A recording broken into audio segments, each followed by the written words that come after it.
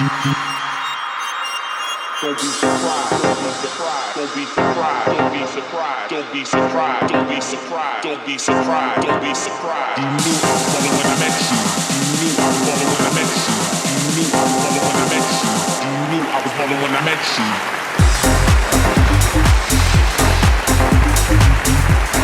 All right, guys, what I want you to do really quick is to take a moment to think to yourself about the qualities and traits that you think that the panelists that you're going to see over the next 48 hours possess.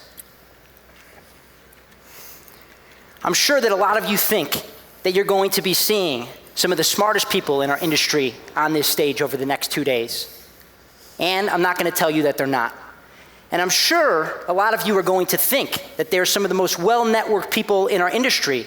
And I'm also not going to tell you that they're not. But 100 years ago, our world was ruled by IQ, doctors, lawyers, and architects. And after the Great Depression, it became about a new kind of intelligence, EQ, emotional intelligence. It gave birth to the greatest rise of entrepreneurship our country has ever seen. Salesmanship boomed on Madison Avenue, for those of you that have seen Mad Men, all the way into the Wall Street era. And I think that a lot of our families today are raising their children believing that these are the ideals of society. I think that a lot of you in this very room think that these are the two dominant intelligences that rule our world today. Why is that? Well, because that's the way it's always been. You see, experience used to be the cornerstone for success. But I believe that there's a new form of intelligence. A form of intelligence that is rising and becoming the most dominant intelligence in today's culture. And that intelligence, ladies and gentlemen, is communication intelligence, CQ. And that doesn't just apply to the way the 7 of us up here on this stage respond to our iPhones and Androids 24 hours a day, waking up in the middle of the night to make sure every last email is taken care of. It also applies to the way that brands are built and how a message is cohesively conveyed across every single touch point, as Pasquale and his team at Insomniac once had the vision for that this week will come to fruition. Years in the making, over 500,000 people coming to Las Vegas to enjoy the experience that is EDC. When my business partner Nathan and I started managing Krewella 3 years ago, him long before I, we had one mission in mind, and that was to bring the rock to the rave. With every decision that we made, from the cover art that the band had on their EP and their album, from the stage production that we built, down to the fact if Jahan, Yasmin, and Chris walked in this very room and shook each and every one of your last hands, you would know that they are the rock stars of dance music. For those that don't know, I'm writing a book called 20-something. And that book has given the inspiration to my team and I to not only do our live stream every week that Wade and Ayla's helped me put together, but also to put together this panel you see in front of you today. And as I was thinking about who to put on this panel that Insomniac blessed me with the ability to curate, I had to think not about who had the highest IQ or EQ, but who had the highest CQ. And not just the talent to forge relationships with today's industry leaders, but also the capacity to become them. And with no further ado, I'd like to introduce my panel, my business partner, Nathan Lim, co-founder at Third Brain. Next to him is Michael George from Scooter Braun Projects. He also manages Martin Garrix. Next to him is Adéllyn Polomski, who is the head of electronic initiatives for Clear Channel. To my left is Mike Darlington, the CEO of Monstercat and the co-founder of The District, along with Josh Carr-Hilton and Ari Panamanan. And then next to Mike is Danny Bell, talent buyer and director of marketing for Hard Events. And next to Danny is Andrew Keller, who is an A&R at Columbia Records and has signed Krewella, as well as Dylan Francis and many others. And so as we begin, I guess we'll start with our right here. Nathan, can you please tell us a little bit about the state of dance music in today's culture? Well, is my mic working? Are we good? I think that it's really a beautiful thing coming from Chicago, the birthplace of house music, that we can come here to EDC Vegas and experience this mind-blowing phenomenon that dance music has become. The question that I would ask is, for this generation, here in 2014, when my kids ask me, who are the icons of your generation, Dad? I'm not sure that I have an answer for that yet. We don't have our Beatles. We don't have our Led Zeppelin. We don't have our Pink Floyd. We don't have our Michael Jackson.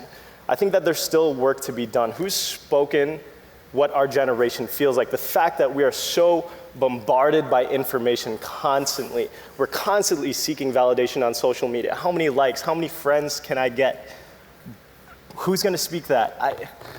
I'm not sure. I think that there still has to be work to be done. But it's a promising opportunity to do so. Porter Robinson did an AMA on Reddit last week, and he said, the question was, Porter, what's disenfranchised you with EDM? And he started off by saying that, first, let me define EDM for what I consider it to be. He said that it's those bangers that you hear at the festival. It's those ones that everybody is trying to make something that works in a festival setting like EDC.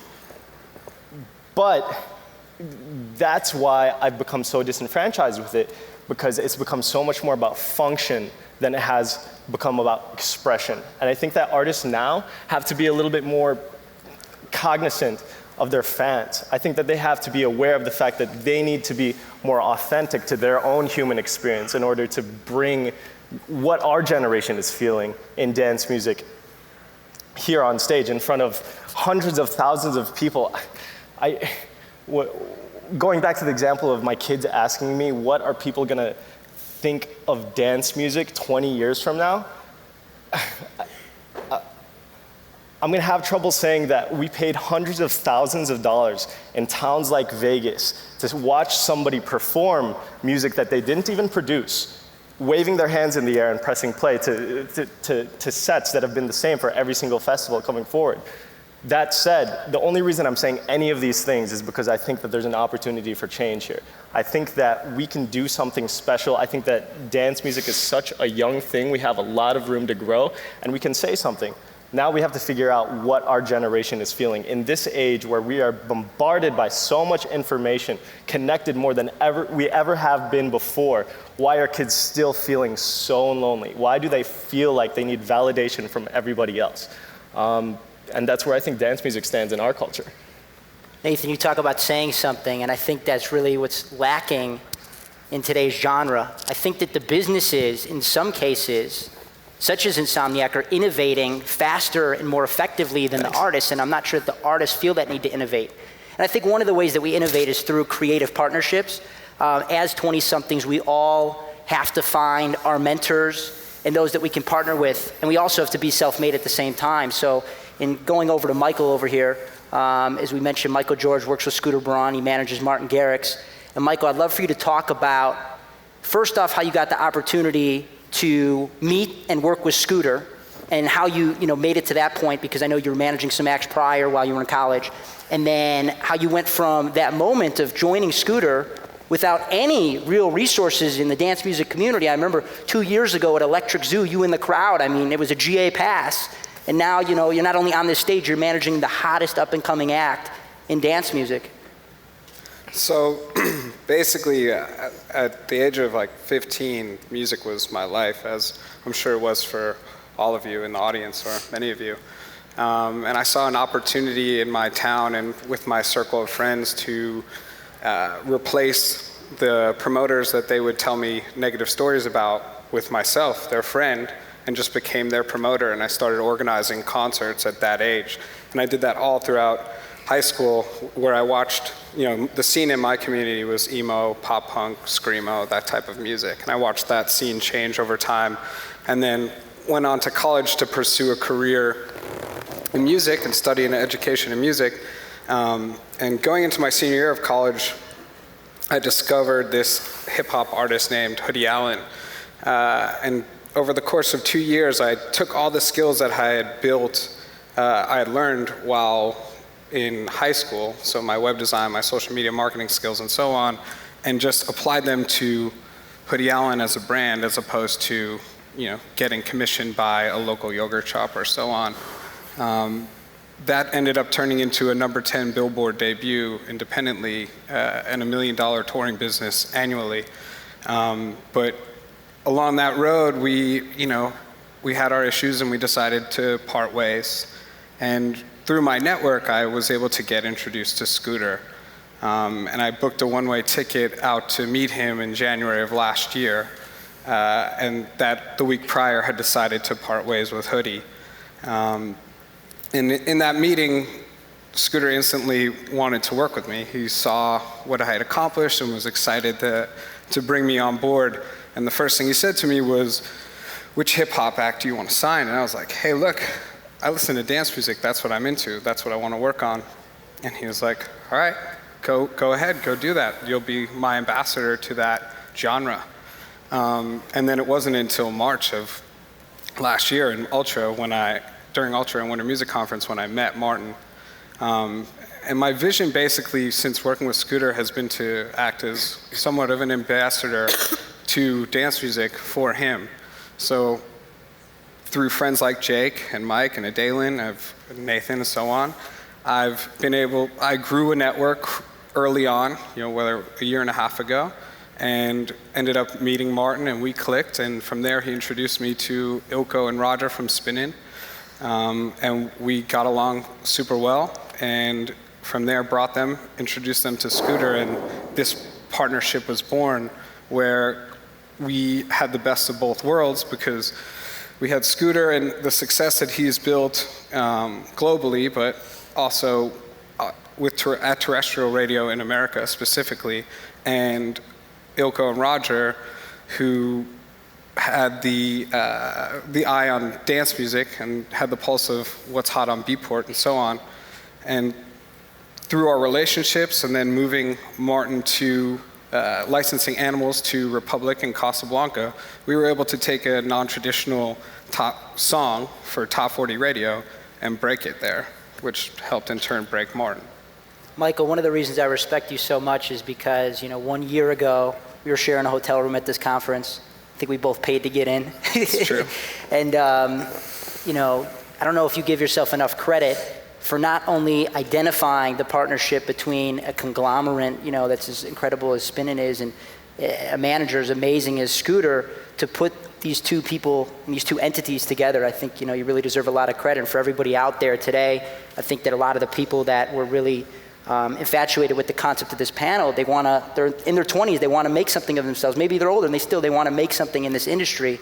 And it just shows that within 1 year, how much can happen in our world. It moves so quickly. Yeah, I really believe that to create success, you need to be able to see opportunities that other people don't necessarily see. I think all of us here and many of us out there have that ability, and it's one in which you see the ways to connect the dots, and then through the gift of communication, you could connect those dots to create new opportunities. And execute on them, of course. So, Adéllyn, our one lonely woman on this panel. How are you? Good. I'm good. So, when my assistant left me about 3 months ago, I interviewed 75 people, most of them women. And despite only selecting one of them, who she's amazing, Aliz, as I did, I noticed a growing, or I guess a consistent concern with every young female professional about the lack of jobs that were available to females of this age group. And I wanted to dive in with you about how you got your start and why you think it is that women who are some of the most amazing, at least the ones that I know that are in the industry and have made, are some of the most amazing, creative, pushing our industry forward people that I know. Why are young women having so much trouble getting their feet in the industry? I can't really, my own experience is very unique to me, and I don't really, I get asked that question a lot, like, how does it feel as being, a young woman? And I've never really thought about it.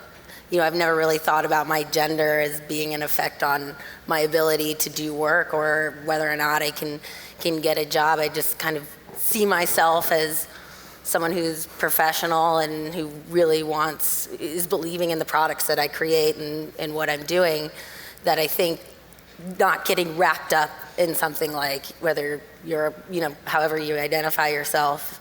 I think just having a real secure vision and passion for what you do. It doesn't matter if you're, where you come from or what you're doing, I think that will speak volumes for itself. I've also been very fortunate to have very strong, powerful female role models, within my work. I got my start as an executive assistant for a woman named Jennifer Limegruber, who's head of the entertainment syndication for Premier Radio Networks, which is the syndication arm of Clear Channel. So doing, Ryan Seacrest and Steve Harvey and Bobby Bones. And so working under her, and again, she's a prime example of never really stopping to, she would make the joke that doesn't have enough bandwidth to think about, being a woman, in this industry. And I think I kind of have adopted that mentality with, in respect to that. Half of our panelists are on, they work for small companies or own small companies. And then half of our panelists work for massive companies. How do you think it's different being a 20-something in, one of the largest media companies in the world in Clear Channel? I think it's really interesting. Clear Channel radio was traditionally a very, old school mentality. And, we were talking earlier, we're like, well, what's happening with radio? And I think Clear Channel is what we're trying to do is 2 years ago, they changed their name from Clear Channel Radio to Clear Channel Media and Entertainment, and really creating innovative platforms, because quite frankly, if you're not continuing to evolve your product, then you become obsolete. And no one wants to do that. And with the huge platform that is Clear Channel, we create products on a national level that we can leverage the entire platform. So with what we're doing with Evolution, it's with iHeartRadio, which is the digital arm of Clear Channel. It's syndicated through Premier Radio Networks. It's the live events that we do, here in Las Vegas and Miami and other theaters in Los Angeles and New York. And it's using all of those touch points and using the biggest resource, which is the company, to leverage those brands and goals. It's very exciting and kind of, you wouldn't think of it at first with such a big bad Clear Channel to really push innovation, but if they don't, then we don't survive, and then it ceases to become a meaningful platform. Cool. Speaking of innovation, I feel so blessed to have my friendship with Mike that I do. It all started with a phone call about 2 years ago that I don't think you wanted to take. It was just kind of unexpected at the time. And I don't think everybody, we know who Scooter Braun is, we know what Clear Channel is. You own arguably the fastest growing independent record label in dance music, for those that don't know, by the name of Monstercat. And one of the things that I think made Nathan and I great managers at first was our ability to be malleable. Jay-Z has this quote, he says, "Move like water." And I've always thought it's necessary to lay out a blueprint, but I've also felt really blessed for my ignorance, not just toward dance music, but toward the industry as a whole, because it enabled me to create my own lane. And I feel like you guys, as a company, going from a couple founders to spiraled off, and now you have multiple companies, 25 employees now, 20 employees now, and your office is up in Canada. So I want you to speak a little bit about how that ignorance for you gave birth to some of the solutions that have now become full-fledged multi-million-dollar businesses. Well, I think that our greatest weakness was actually our greatest strength.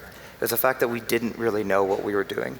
We weren't the most experienced people. We didn't come from musical backgrounds. I didn't even come from a business background. I actually have a degree in biology. But to us, we were just so passionate about dance music. My friends growing up, they knew me as a guy who spent three nights a week in nightclubs. And you guys know me as coworkers and friends as a guy who still goes to every festival and parties. And I get in the crowd, and I love that. And it's still so important to me to be, I guess, part of where we came from. And because of that, we just grew Monstercat as this passion project that we'd always have different ideas and different concepts we'd throw to each other, but we didn't really know if any of them would work. But we thought, we have nothing to lose by trying. Where'd you start? Where did I start? Yeah, I think a lot of people, they want to know what's that first, and you say, okay, we're going to start a record label. We're going to get our stuff up on Beatport. I mean, where did you start? Because I think you guys grew so quickly. It's pretty fascinating. Your story's a little bit different than how I think most people in this room would go about starting a record label. Okay, well, I guess I'll give you the story. So we started originally as a YouTube channel, actually. It was I had a group of friends that were all producers, and we'd hang out on Skype and play video games together, and like we were just good friends, and we were all we didn't really know what we were doing, but we all knew we loved dance music, and they didn't really know the most about production, but they had their own little communities of fans, and to me it was like, well, why are we individually pushing each of you, and you guys are pushing so hard to grow your own fans, when collectively there's actually a good chunk of fans between you all, so why don't we treat every release, or at the time it was just a YouTube video, as like your own, like promote it, like be proud of it, because you were just as much a part of that track as the person who actually produced it. And kind of that concept of community and being a part of something translated into us evolving over time and becoming a record label. Even to this day, community is everything to us. Making people feel like they're a part of the record label, which is a strange concept, because when you think record label, you think of this company behind the scenes who's building an artist and trying to make as much money as possible off of that. But to us, it was more about, we just wanted people to feel like they're a part of finding new music and finding new artists and genres. It just really evolved from there. It's never on purpose, to be honest with you. Definitely. And how did you identify the opportunity to start sort of, I guess you could say, not sub-businesses, but other businesses based on what you guys were already doing? It was like a little pivot, and then all of a sudden there's this other entity that was made within 6 months. Well, it kind of goes back to the same concept as with Monstercat. It was, we were spending every day on the computer talking to people, learning. Like I'm blessed to be sitting with you guys because I look up to you all as mentors. Like I've learned so much, and we've grown together, which is like the best part about it. And really, we just kept on learning and trying to do new things and try new things. And eventually, these little side projects that you do that you think you're building just to help the overall big picture of what you're creating, you realize that this is actually really unique and really interesting. And why don't we put a little bit more time into that? And why don't we bring in other people who can help build that? But again, for us, it's always that concept of, we had like a skeletal plan of what we kind of wanted to be and what we kind of wanted to create it, but how we got from one point to another point was a very zigzag, going three steps forward, 2 steps back. But at the same time, at least that we were always working and we were always talking to people. And it's incredible because 2 years ago, I paid for a ticket. I came here alone to EDMBiz. I didn't know anybody. Nobody knew Monstercat. I tried to talk to as many people as possible. And I just wanted to learn from everybody. And it's so strange kind of looking at the crowd right now and remembering. I think I was like in the other room in the front corner watching. It's amazing. Got to go for it. Thank you. So Danny, Mike just touched on community. When I think of hard, I think of a culture behind a live touring events company that I can completely define, but I also think is a bit different than everybody else in the marketplace. And being different is so important, as Nathan mentioned earlier about today's noisy, cluttered marketplace.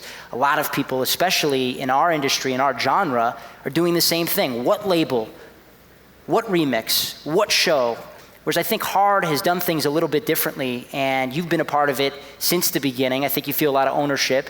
You've also witnessed the partnership with Live Nation, which obviously took you guys from being a couple people trying to throw a festival every year and making sure that it happened to having the backing of one of the largest entertainment companies, or the largest entertainment company in the world. So I'd love for you to touch on, A, the difference that Hard has from all these other festivals, and how the relationship with Live Nation has empowered you guys to continue to accomplish your dreams.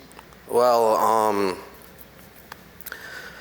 Hard is really all based on one thing, and that's pretty much Gary Richards' love of electronic music and his taste. I mean, our number one rule is we only book stuff that he likes, and that's kind of where it's been since the beginning.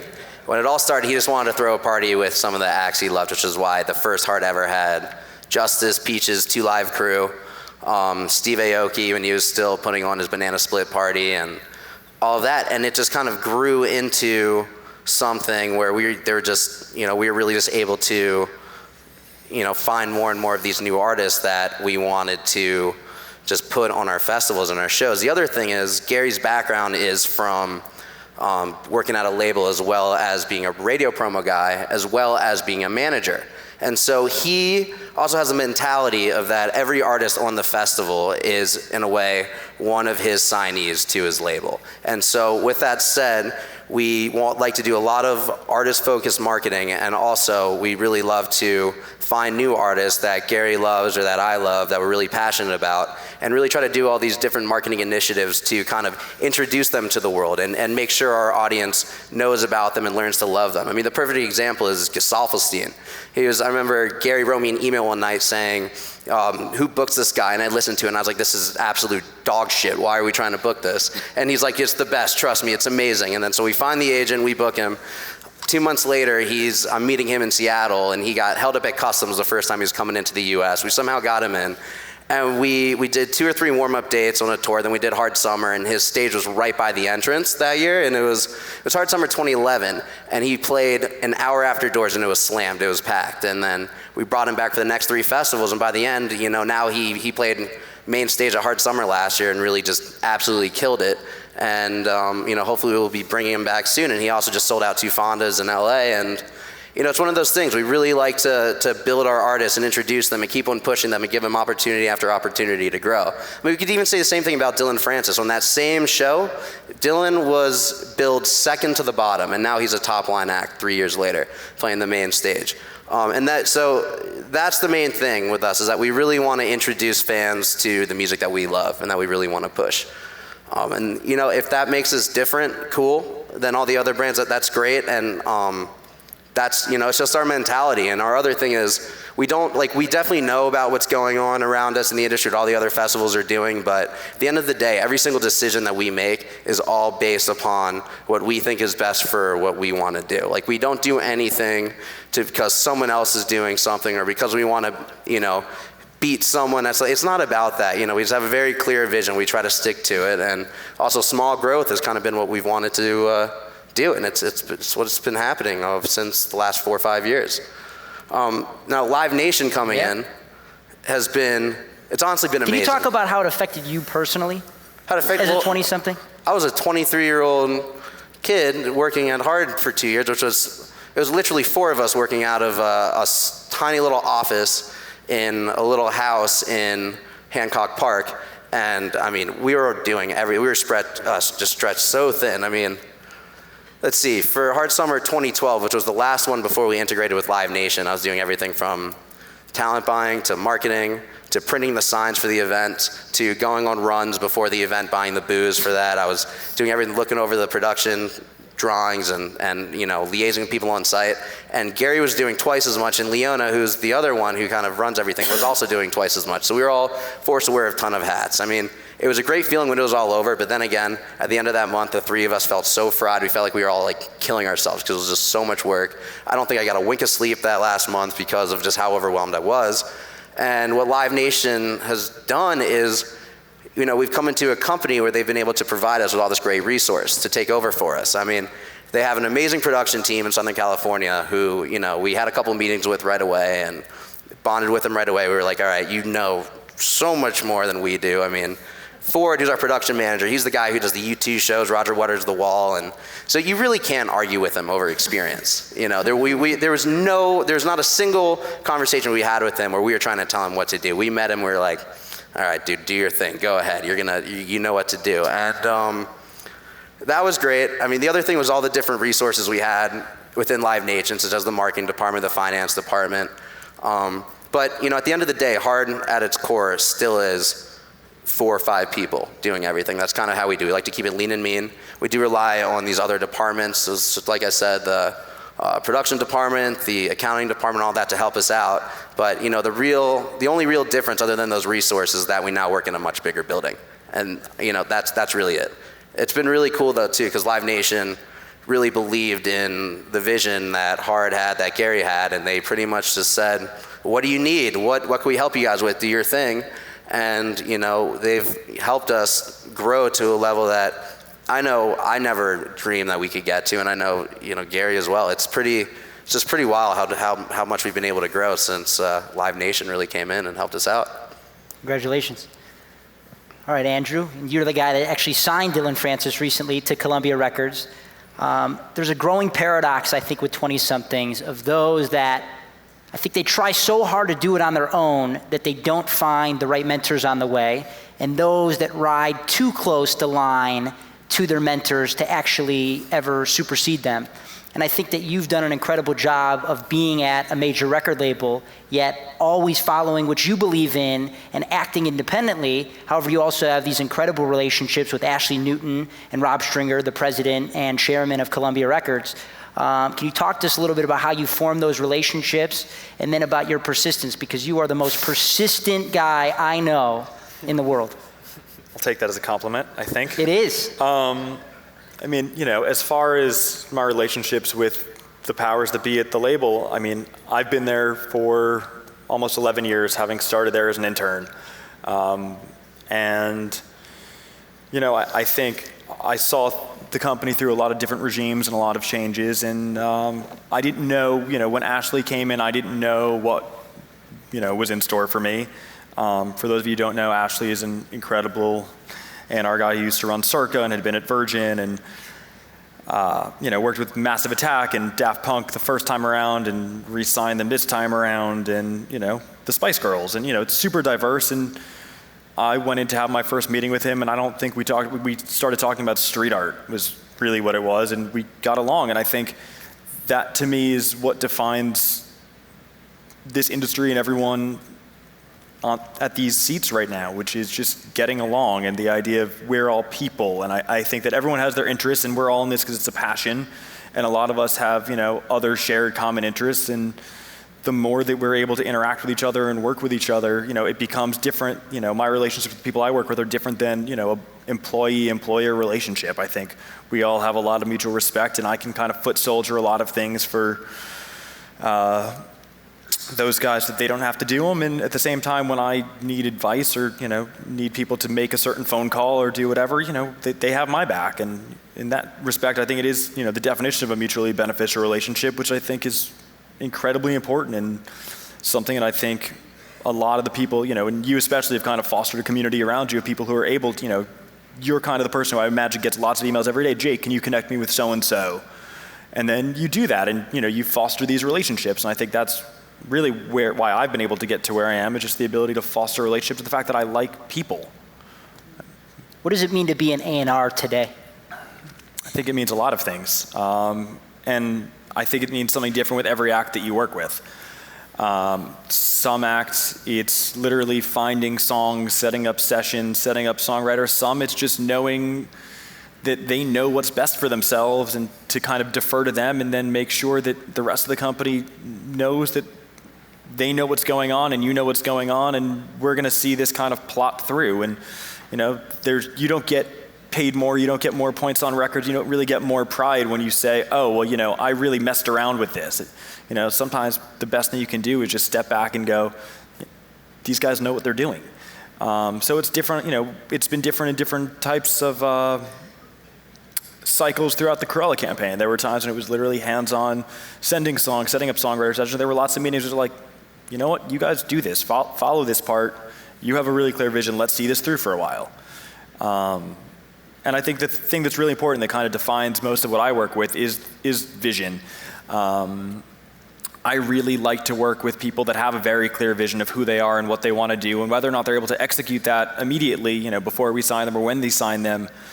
I like to work with people who see the end game. And know, if you had all the resources in the world, who you would want to be and what you'd want things to look like. And we will help you find a way to make that a reality. But I don't want to sit there and craft something from scratch because I don't think that's what we're best at. I think I specifically am best at putting a magnifying glass on things. And that's mostly because I have a fascination with kind of cultures and subcultures and a passion for that. If you look at my roster, it's mostly things that kind of start a little bit more left. I don't have anything that's really kind of straight down the middle, middle of the road pop, top 40, rock, whatever it is. It's all kind of stuff that starts a little cooler and starts a little bit more underground. And even, Krewella, I didn't, as you can attest, I did not know anything about the dance world when I came on board with you guys. You guys taught me a lot about that. And to me, it was like, I understand that there is a world that is passionate about this. And now I want to learn about it and figure out all the intricacies of the fan base, of the genre, because, there are elements of this that, allow us to change the middle And I would rather, now when you hear Martin Garrix on Top 40, when you hear Krewella on Top 40, that's exciting because you're actually doing something different and moving the needle and, changing culture. So yeah. Cool. With the few minutes that we have left, I want to shift the conversation focus a little bit to the next generation. Over the past few months, I've taken a lot of time to study our generation, and I think that we're relatively a pretty passive generation. We were sold this American dream: go to college, come out of college, you're going to get a job, and everything's going to be all right. But the truth is that 4 out of my 5 best friends from high school from a wealthy suburban area, 25 years old, are currently unemployed, and one of them is underemployed. And I think that the music culture, it kind of gave way to that in a sense in a lot of ways, right? Lil Wayne told us stacks on stacks and stacks of money. David Guetta told us to throw our hands in the air and everything was going to be all right. And I think that it's artists like that sold this dream so well. Now, the next generation, I think they're a little bit of a more rebellious generation, the millennials. They've seen us go through this process, and they realize that their older brothers and sisters aren't necessarily where they thought they were going to be in their career. You see music like One Republic about counting stars instead of counting money. You see acts like Imagine Dragons, dark song titles like Radioactive and Demons. Artists like Lorde saying, don't put your hands up in the air anymore. Macklemore claiming he's independent. What are you guys doing with your businesses to innovate for the next generation? I think that one interesting point you brought up is the fact that with this new generation that maybe looks at our generation of people that were able to do things differently, as you said, and some people really able to come on top, it means that it gives a dream, it gives hope for a lot of people, especially seeing that people didn't even, like for me, for example, I came from biology. Why am I in the music industry? Hopefully that shows to other people that you just need to work hard and have creative ideas. And it's funny because we're creating all these new products and new social platforms every day that are made to be lazy. Especially in the music industry, everything we're going towards right now is other people curating music for you or other people creating playlists for you. Well, what happened to you finding your own music? And it's the same thing with business. If you're not even willing to go spend the time to try to find some music, there's no way in hell you're going to be able to go out there and create something for yourself. And you're going to be one of those people that is sitting there wondering, why don't I have a job? So hopefully we and other people give the new generation vision to try to do that themselves. And I think supporting each other is really important. I think Jake, we've talked about Love is the Killer app and this book about how it used to be, very cutthroat, like stabbing each other back in business. And what I find, and I think what a lot of everyone else up here finds, is that if I'm doing well and Jake and I will do business together, we both are winning. And that's how I feel about everything. The best part of my job is getting to break acts like Calvin and Armin and Krewella and Martin on Top 40. Like, that is amazing to me, to be able to push and share that dream. And I think not focusing on what don't I have right now, seeing the bigger picture and really working hard for it. Talking about our generation being lazy, I think there's also the instant gratification that we're also used to, right? It's like personally accessible internet. You have it right then and there, and taking the time and kind of scoping out what you want to do and not getting frustrated and having that kind of deter your vision, I think is also, really important. I think too, kind of the point you just brought up, Jake, is one of the main reasons why electronic music broke out in the mainstream right now when it did. I mean, just like you said, all these kids grew up with being sold this American dream that didn't come true. And everyone knows, they don't want to hear about it. All they want to do is party and have a good time and forget about it. And in a way, David Guetta doing that song saying throw your hands up in the air, everything's going to be okay. It's a good anthem so people could kind of escape from, their lives and really kind of looking at the whole sense of reality. And, that's just something more prevalent than, that there's been in previous generations. I mean, taking that further, one step further, I really think that the next generation are going to be the best bullshit detectors of any generation there is possible. So authenticity, I feel like, is definitely going to be the number one most important, quality to anything that you're trying to sell anyone.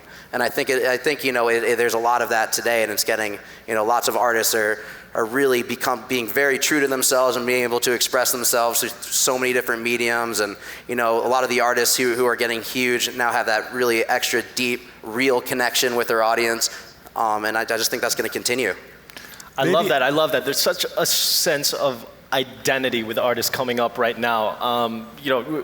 The thing is with dance music, how it's been for the past couple of years, I mean, we could do a blind test of the progressive artists out there, and you guys probably wouldn't be able to tell one from the next. When Martin Garrix came out with Animals, how many copycat Animals came out after that? You listen to Beatport top 10 charts every single week. It's the same thing over and over and over again. What you're seeing with the new artists right now is that authenticity, that sense of identity.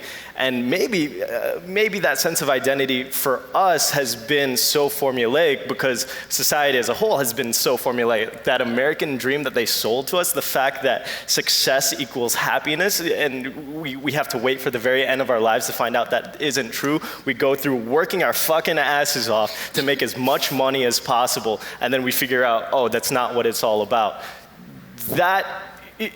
That's over. The arrangements that electronic dance music artists were doing before, the build up to the drop where everybody goes fucking crazy, that's not what it's about anymore. There's these artists, you have artists like Disclosure, like Rudimental, who are really changing the game, who are doing something very more musically prevalent and very authentic to themselves.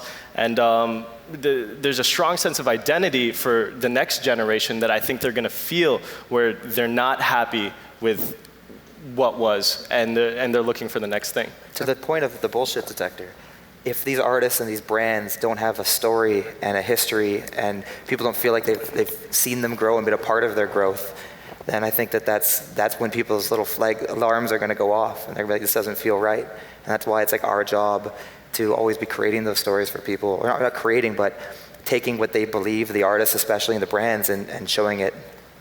So I think what's really exciting is that our generation, the tools that we use to self-promote and market ourselves and brand ourselves and our artists, they've evolved so much while we've been in this business, and they've evolved from our childhood to now. But these kids and the generation under us, they're growing up in it. So I mean, Mike saw an opportunity and used YouTube to build this incredible platform.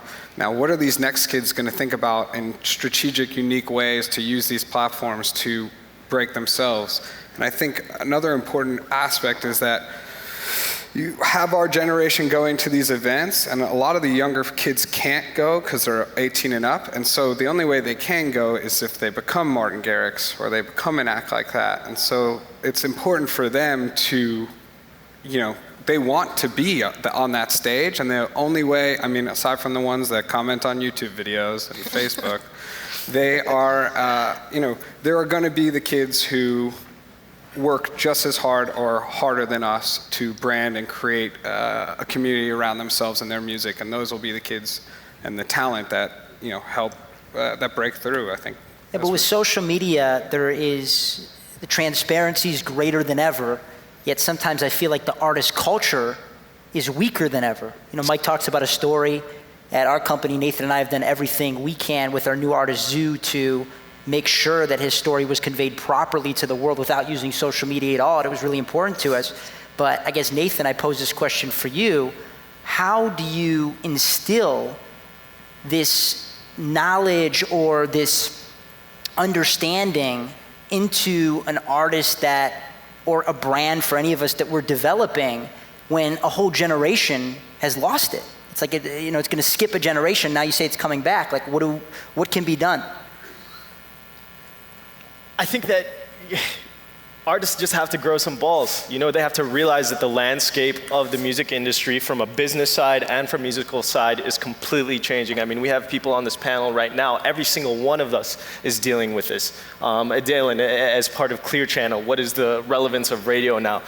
Keller, as part of an A&R at a major record label whose revenue model is still based off of record sales. How does that affect you in a major way? And they're thinking these artists are thinking in terms of business now, because that's the only way that they can survive. The revenue models from before are completely toppling. Streaming is something completely crazy. It's based off of laws that the government creates, but they can't keep up. I mean, it doesn't make any sense that Pandora and Spotify both lost $50 million each last year. It doesn't make any sort of, everybody's using it, but there are new models by which we need to follow, but that shouldn't affect the artistry. The artists themselves need to dig deep within themselves, and I think that one of the most underrated human emotions is that of empathy. And when you listen to artists that really touch you, the ones that maybe you listened to as a teenager and got you through the toughest times, or that really resonated with you, it was because you felt that human empathy to their emotions, not necessarily to the expectations of other people. And that's maybe part of the problem with dance music, is that it's so much about function. It's about the expectation. How can I make the next Animals? How can I make the next banger that's gonna get me that Vegas residency that's worth millions of dollars the next year? If that is the mentality that we continue to follow, we're gonna be in trouble. But I'm proud to stand here with young executives, 20-somethings, who think differently. And there's a bright future ahead. I mean, that's like the double-edged sword that social media plays in this whole business, is that you can use it as a marketing and a branding tool, but then the artist is sitting there reading these comments, and then they forget like what type of music or why they wanted to create this sound in the first place. You think Michael Jackson would have been the same had Twitter existed? I mean, can you imagine like reading all of those tweets all day? I mean, when I read the negative tweets, it impacts me, and when the actual artist reads them, I can't even imagine what that feels like. But I think Nathan had a really good point, because when you're building these artists who become, big stars, and like when a lot of times when I'm meeting with DJs and managers who are the biggest, in dance music, and they're like, we want to go to the next level, there has to be that relatability, like you were saying. Like, I remember when I was growing up and I was on music forums on the internet posting, and I was so passionate about these punk bands that I was into. And if you don't have that like rapport, and you can use the social media, like Dylan, for instance, is awesome, and he's got the Instagram, and Krewella are very good. But if as an artist you don't have that soul, that like relatability, then you're not going to be able to connect and get the next generation that's passionate about your music. Jake, I'm sorry to interrupt, because you guys are killing it up there. Thanks for doing so. I don't think we would have ever stopped. I'm just watching the clock, and I want to make sure we get some questions from the crowd. Thank you. So if you don't mind. First of all, I personally feel a lot better about the future with young executives like this coming up. So let's hear a round of applause for these people. Thank you. Nicely done. Okay, so we're going to take some questions from the crowd. Let's begin. John? We got one right here. Who are you? What do you do? And what's your question? Hi, my name is Gali. I work at ASCAP. Thanks for this panel. You guys Louder. have been great. What's up, Gali? Hey, what's up? You guys have been great. This is awesome. Adéllyn, did I pronounce that right? Adéllyn, yes. Adéllyn. Can you tell us a little bit about your job, what the EDM Director of Initiative, it's a long title, what that entails? So within Clear Channel, I wear a couple different hats. I have a job where I manage all of the on-air broadcasting from our events, but then in my dance music role, I really serve as like a conduit between the dance music community and Clear Channel. So whether it's, we want to book Krewella to play the pool party, or whether or not we want to, get Calvin Harris, on Z100, or Armin van Buuren, it's really connecting those dots and building the network that way. It's also working with the dance music partnerships that Clear Channel has, whether it's artists or we've done a deal with SFX, and we also partner with non-traditional sales, and it's really linking up all of those pieces together for Clear Channel. Okay, our next question. Please introduce yourself. What's going on? My name is Jamail. I'm a staff writer at Thump. One thing I've noticed in my various social groups is there's a clear divide between consumers of music and those sort of behind the stage, the way that they perceive and consume music. Now that you've sort of pulled the veil and found Oz, do you miss the way in which you used to, your relationship with music before you actually started working it as a business? Totally. I totally miss that. And really? Yeah, for sure. I mean, well, for me, it's like the bands that I grew up with in high school, and like Nathan said, the ones that got you through those times. When I go and see them, like I'm in the pit, getting sweaty, going crazy, and then 98% of the time, I am not doing that. I'm behind the stage or side stage with a bunch of people with their arms crossed. And I think that side is like totally kind of a buzzkill compared to being out and enjoying it. I mean, if that's... I'll tell you what it is. That's the choice, though. I guess I never really had a childhood then. Dude, Because to me, that moment when you find that first, that artist you hear for the first time, I get sent hundreds of artists every day, and when you find that one artist that you believe can be the biggest star in the world, that moment is the most thrilling moment, way more thrilling for me than when I opened up a first CD and put it in, which was obviously a thrilling moment as well. But to know that single-handedly you can build the team that can take that artist and bring their dreams to fruition, that's so exciting to me. So for me, it's the same. I don't know. I feel like I get paid to go and run around the world and see things I love. And I went on vacation this year to go to Lollapalooza, South America, because there were a bunch of bands. Nine Inch Nails was playing, and I was like, I'm gonna go see Nine Inch Nails there, and I'll use miles and go hang out. And I don't have to pay for a pass, and that's a privilege. But otherwise, I want to watch them in the crowd. I don't know. I'm the same way. I gotta say, I don't, and that's why I work in live music, because I get to see every band I want all the time. Every artist I want to see, I'm like, great, I'll book you. Come on, come play. And it's pretty awesome. And that's, yeah. We love what we do. All right. Next question over there. Hi, my name is Remy. Remy. I just graduated from college a few weeks ago. Congratulations. Congrats. Congrats. And I'm looking for my first permanent job out of college. So since you are close to age with me, and you've been in my shoes before, any advice on finding that first job? Michael George is hiring. I would say, do your research. And we were talking a lot about, social media. And I think one of the nice things about Google is that you can find anyone's email address relatively quickly.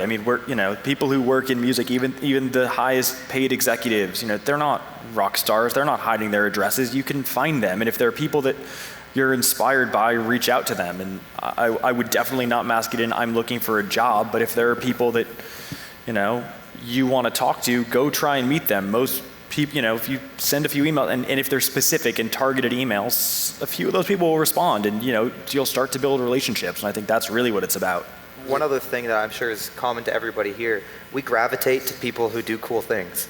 Like if you have done something that is interesting and different, people find out about it. It's just like artists, when they make good music, people will find out about it. So it's like you don't have to just wait for the job. Like try to do something yourself. Yeah, create your own opportunities. To that point, communication intelligence has been a big theme of this panel. And when you reach out, so many kids are like, "Can I have this?" When they email us, "Can I do this? Can I have this?" And they're not showing their value that they can offer. And a big part of communication intelligence is showing what can you do. And the beauty of the landscape of right now is you can do so much independently. Everything is so much more accessible. So much beautiful music is going to be made because these kids can go in their basements. They already are, and they're making music since the age of when did Martin start?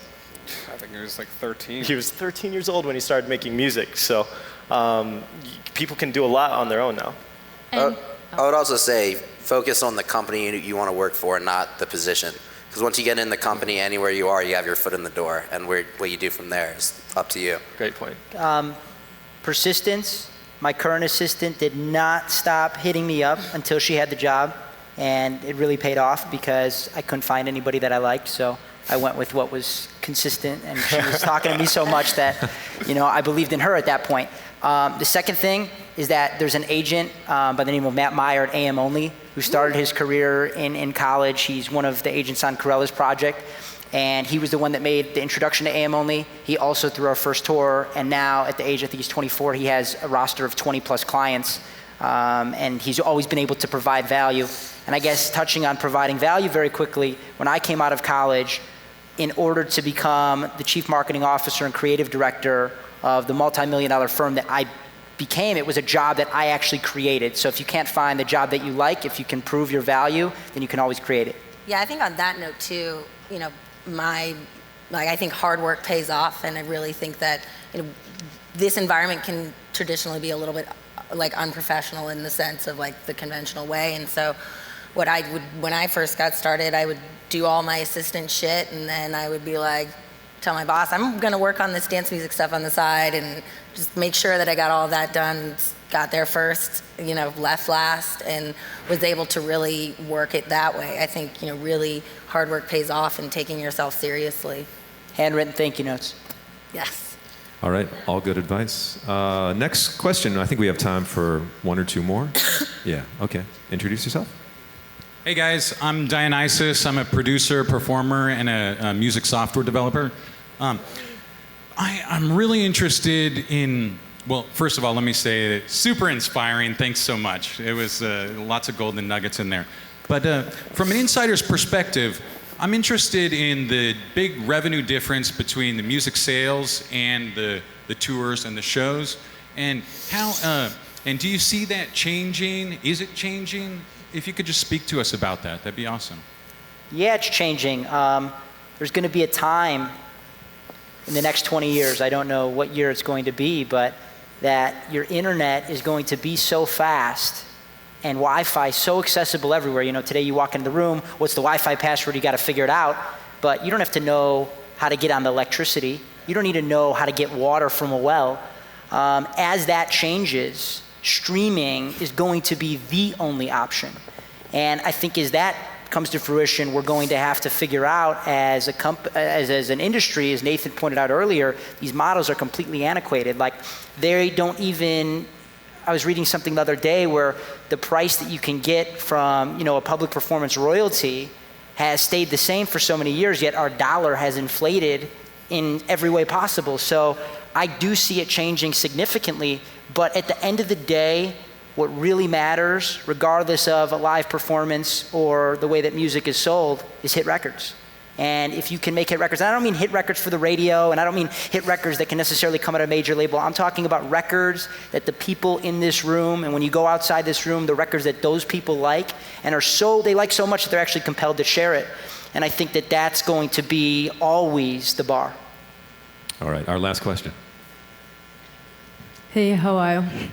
My name is Annie Solange. I'm Russian, but I live in New York, singer-songwriter. And I started my music career in Russia, performing in best clubs and being a resident. Had a couple of records on main radio stations, EDM radio stations. And now in New York, I'm working on my new material, and I have few management companies that I'm interested in checking out. What I want to ask is, what's the best way to approach the label reps and A&Rs? Because a lot of times I hear feedback like, you have amazing voice, you don't have accent when you sing, but would you mind coming back with a hit record? But it takes huge budget, to produce a hit record on the level of Avicii or whatever, Rihanna. So what would be your feedback, how to approach the labels when you are a singer-songwriter? To the guy with the huge budgets. SoundCloud links instead of MP3s, please, would be answer number one. That's for sure. No, I don't think anyone expects you to come with a hit record. I think if you're coming as a songwriter, have a great song. And, our information is, again, out there. It's not hard to get to A&R people, but it's hard to really get them to sometimes pay attention. Some people delete unsolicited materials. Some people, will listen to and respond to everything in their inbox. And sometimes, that takes time, or sometimes you'll get feedback immediately, and sometimes you'll never hear from people. But I think, again, targeting is really important. There are so many times where I kind of get emails that are addressed to the wrong person at the wrong label, or, sending, I'll literally get submissions from opera singers, and I'm like, that's cool. We don't have that on, we don't have opera. I do want to say, though, it doesn't take a huge budget to make a hit record. I mean, Krewella's biggest hit to date has been Alive. That was recorded in a closet in our warehouse in Chicago. And the way that we approached labels was by not approaching us at all. It took Keller finding us. That sense of discovery is so important. And he followed us on tour for 8 dates, and that was the persistence that made us sign to him. But at the very end of the day, we shot a video for $45, which was the Killin' It video we premiered through Monstercat. The $45 was for the car adapter that we plugged in so that we could have the lights in the parking lot that we wanted to shoot in. It was $115. There was 3 bottles of Jameson. 3 bottles of Jameson involved in that. So $115 budget. We came out with that music video, and our budget's at $115 right now. We came out with that. Keller found us. And we played him our catalog, and we played a live, which was done for $0. And the next thing you know, it's on top 40 radio. So I think that as far as our approach goes, when they can find you based off of the value of the act that you're providing, that is the way that they're going to be the most excited about it. But, and the other thing is, it's especially being in the position of a singer, it depends on how quickly you want to try to get to that point. Like if you're going to go straight from going to the A&Rs at a major label from, I'm not sure where you were before, doing that jump is really difficult. But out there's so many talented artists that are really starting on the cusp of breaking. They're always looking to work with talented singer-songwriters, and because it's a difficult part to find really talented people. And if you can start getting your name in with those people, then the labels start to find out about it instead of having to go to them directly right off the bat. Well, this has been an excellent discussion. I want to thank you all. Jake, do you have? I just have a feeling that you've got a killer close for this. I don't. No? Are we good? All right. No killer well, we're gonna. I'm just really grateful that you guys, the industry is. I recognize those that are of any age, and I'm just really blessed that not just the dance music industry, but the music industry and really business as a whole is beginning to recognize that age doesn't matter. And there's kids out there that are 10 and 13 years old starting companies just like I was at that age, and that those kids deserve as much respect as every person in this room, because they are going to be the ones that start the next Google, Apple, and Insomniac. I'd like to see us recreate this panel in 15 years at EDMBiz and just talk to you guys about where you have been and what you've achieved. But thank you again. Thank you. Let's hear a round of applause for our 20-something panel. Thank you all so much.